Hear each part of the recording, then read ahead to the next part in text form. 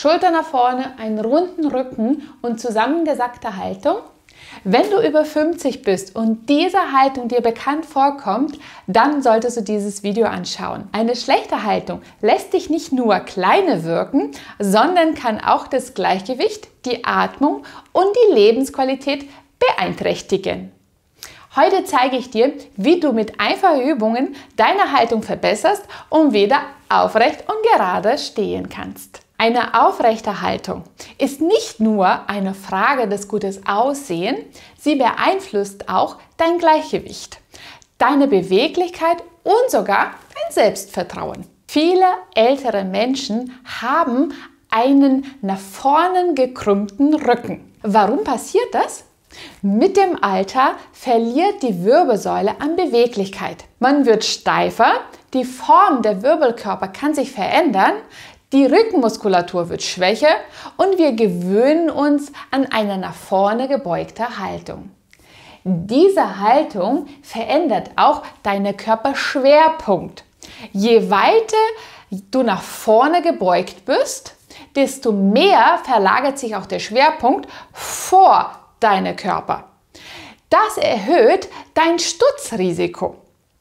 Auch die Atmung und die Lunge leiden unter der Einschränkung der Beweglichkeit und man kann kaum noch tief einatmen. Das Gute ist, du kannst aber aktiv etwas dagegen tun, um deine Haltung zu verbessern und wieder etwas gerade werden. Und was du machen kannst, das zeige ich dir jetzt. Um deine Haltung zu verbessern, ist es auch wichtig, dass deine Wirbelsäule beweglich ist. Und diese erste Übung ist genau dafür, dass du den vorderen Partie von dem Brustkorb etwas mehr dehnst, damit hier vorne mehr öffnest und gleichzeitig deine Wirbelsäule beweglicher wirst. Dafür solltest du dich auf den Boden hinlegen. Leg dich auf den Rücken. Deine Hände nimmst du über Kreuz in den Nacken rein und als erstes probierst du aus dieser Position die Ellenbogen so weit wie möglich nach unten Richtung Boden zu bewegen. Je weiter deine Hände nach unten kommen, desto mehr wirst du auch die Dehnung hier vorne am Brustkorbpartie spüren. Also Hände nach unten, Ellenbogen Richtung Boden. Deine Beine lässt du nun gebeugt, Ferse so nah wie möglich vom Gesäß. Den Ellenbogen, die bleiben jetzt ganz fest auf dem Boden und die Beine lässt du jetzt seitlich nach unten fallen. Erstmal in eine Richtung und dann in die Gegenrichtung. Ziel bei dieser Übung ist, dass du versuchst, die Ellenbogen nach unten zu bringen, damit du Dehnung im Brustkorb spürst und gleichzeitig die Beine so seitlich wie möglich auf dem Boden zu bewegen, damit du diese Drehung an der Wirbelsäule spürst. Wieder zurück in der Mitte und nochmal in die Gegenrichtung. Danach kannst du versuchen, die Übung zusammen mit der Atmung durchzuführen. Das heißt, du kommst in der Mitte, atmest aus und bewegst dich zur Seite. Einatmen in der Mitte, ausatmen und zu der anderen Seite. Durch die Zusammensetzung von der Atmung und der Bewegung verbesserst du auch deine Lungenfunktion. Vergesse nicht, dass deine Ellenbogen so weit wie möglich nach unten gegen den Boden gedrückt werden sollten. Die Bewegung solltest du nun für 10 Mal jede Seite durchführen. Einatmen in der Mitte, ausatmen, Beine nach unten und die Ellenbogen nach unten Richtung Boden. Wenn du bei dieser Position die Dehnung zu wenig empfindest, dann kannst du gerne noch ein Handtuch oder einen kleineren Kissen unten auf deine Wirbelsäule drauflegen. Wie gesagt, um den Effekt noch weiter zu verstärken, kannst du dann so ein kleines Tuch oder einfach mal ein Kissen, dann legst du den mit der Wirbelsäule längs darüber. Dadurch, dass die Wirbelsäule jetzt halt etwas tiefer fällt, wirst du automatisch auch eine Dehnung vorne von der Halsmuskulatur spüren und gleichzeitig auch mehr Dehnung vorne am Brustkorb. Die Hände wieder gekreuzt hinter den Kopf, Knie sind gebeugt, Ellenbogen drückst du nach unten, so weit wie du kannst. Je höher, desto schwieriger wird es sein, die Ellenbogen an den Boden halten. Und dann ausatmen, die Beine zur Seite fallen lassen, ohne dass die Ellenbogen den Boden verlassen. Einatmen in der Mitte und wieder ausatmen in die Gegenrichtung. 2 Serien von 10 Wiederholungen, jede Seite solltest du durchführen. Die nächste Übung ist ebenfalls dafür, dass man von dieser zusammensackten Haltung wegkommt und die vordere Partie von dem Brustkorb wieder dehnt. Dafür sollst du jetzt in Vierfüßlerstand gehen. Deine Füße sind locker auf dem Boden. Dann bringst du deine Hände so weit wie möglich nach vorne, etwas mehr als schulterbreit voneinander. Nun bewegst du deinen Rumpf, dein Stirn nach unten Richtung Boden. Du solltest versuchen, deine Wirbelsäule zu strecken und gleichzeitig vorne an der Schulterpartie wirst du eine Dehnung spüren. Bleib in dieser Position für ungefähr 10 Sekunden. Die Schulter bewegst du noch weiter oder die Hände noch weiter nach vorne, so ob du die strecken willst, ganz weit, bis du die Dehnung auch verstärkst. Und in dieser Position bewegst du nun die Wirbelsäule, den Rumpf etwas nach vorne, 10 kleine Wiederholungen und lass dann die Spannung wieder runter und du kommst wieder hoch. Einatmen, locker lassen und beim nächsten wieder die Hände nach vorne bewegen, etwas mehr auseinander als schulterbreit und du bewegst deinen Rumpf nach unten, den Kopf nach unten Richtung Boden. Du solltest vorne an der Brustpartie die Dehnung spüren und gleichzeitig eine Auseinanderziehen, sozusagen leichtes von der Wirbelsäule. 10 kleine Wiederholungen nach unten Richtung Boden. Diese Übung ist auch super für die Schulterbeschwerden, falls du welche hast. Nochmal nach oben und das Ganze wiederholst du dann 5 Serien für so 10 kleine Bewegungen nach unten Richtung Boden. Und dann, wenn du sowieso schon auf dem Boden bist oder auf dem Bett, weil du kannst die Übung ja auch perfekt auf dem Bett machen, dann geht es darum, dass du deine Rückenstreckermuskulatur stärkst. Heutzutage machen wir fast alle Aktivitäten in den vorderen Bereich und wir nutzen kaum noch die Rückenmuskulatur oder beziehungsweise wir stärken diese Muskelgruppe viel zu selten. Und genau dafür ist die nächste Übung. Leg dich mal auf den Bauch hin, deine Hände überkreuzt du hinten am Rücken und legst die so ein bisschen auf dem Kreuz drauf. Deine Blickrichtung ist nach unten Richtung Boden und nicht nach vorne gucken. Wir wollen auch die Halswirbelsäule lang bekommen. Also Doppelkinn nach unten schauen, Hände hinten am Kreuz und jetzt versuchst du, den Oberkörper von dem Boden zu heben. Nicht nach vorne schauen, sondern weiter nach unten gucken bleiben, damit du auch einen Effekt auf die Halsmuskulatur hast. Die Ellenbogen sind nicht nach unten, sondern so weit wie möglich nach oben gebracht, Richtung Decke. Halte die Spannung vor ungefähr 2 bis 3 Sekunden und lass es dann wieder los. Und das Gleiche noch einmal. Rumpf vom Boden hochheben, dein Blickrichtung bleibt nach unten, deine Schulterblätter werden zusammengezogen, Ellenbogen nach oben Richtung Decke. In der Position 2 bis 3 Sekunden bleiben und dann langsam wieder loslassen. Hier wäre es gut, wenn du mindestens 12 Wiederholungen durchführen kannst.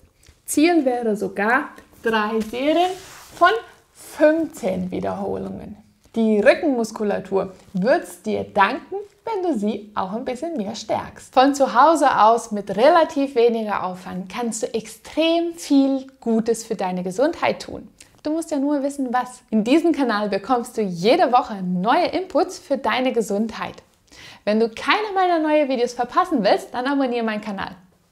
Und weiter geht's mit den 2 letzten Übungen. Bei der nächsten Übung geht es um die Stärkung der Rücken, aber auch der Armmuskulatur. Dafür wäre es gut, wenn du so ein Gummiband hast.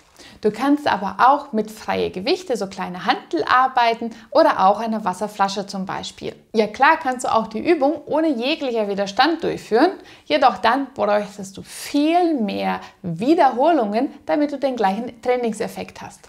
Also, wenn Zeit kein Faktor ist, mach einfach doppelt so viel. Wenn du so ein Theraband hast, dann solltest du dich auf einen Stuhl hinsetzen. Deine Beine sind hüftbreit auseinander und die Spitzen, die überkreuzt du jetzt. Vorne über die Oberschenkel. Halte das so nah wie möglich. Je näher du es festhältst, desto schwieriger ist die Übung. Deswegen musst du etwas schauen, was gerade deine Kondition hergibt. Also einmal um das Handgelenk drumherum wickeln. Achte darauf, dass du ungefähr den gleichen Abstand hast von rechts und links.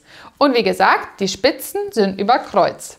Die Spitze von der linken Seite von deinem Bein kommt in der rechten Hand und von der rechten Bein an der linken Hand. Dein Oberkörper soll so weit wie möglich aufrecht sein. Am besten wäre das, wenn du sogar mit dem Rücken hinten an einer Lehne bist, aber deine Füße sollen weiterhin auf dem Boden bleiben. Also aufrechte Haltung, einatmen.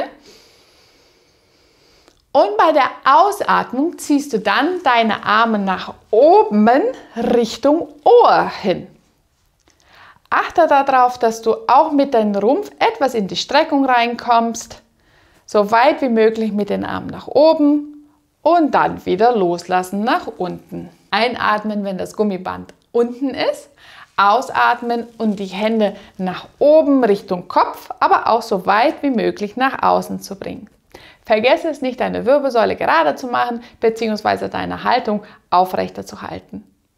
Und dann wieder runterbringen, bis die Hände auf die Oberschenkel sind. 12 bis 15 Wiederholungen solltest du von dieser Übung durchführen. Die Übungen, damit sie auch einen Trainingseffekt erzielen, müssen auch schwer genug sein.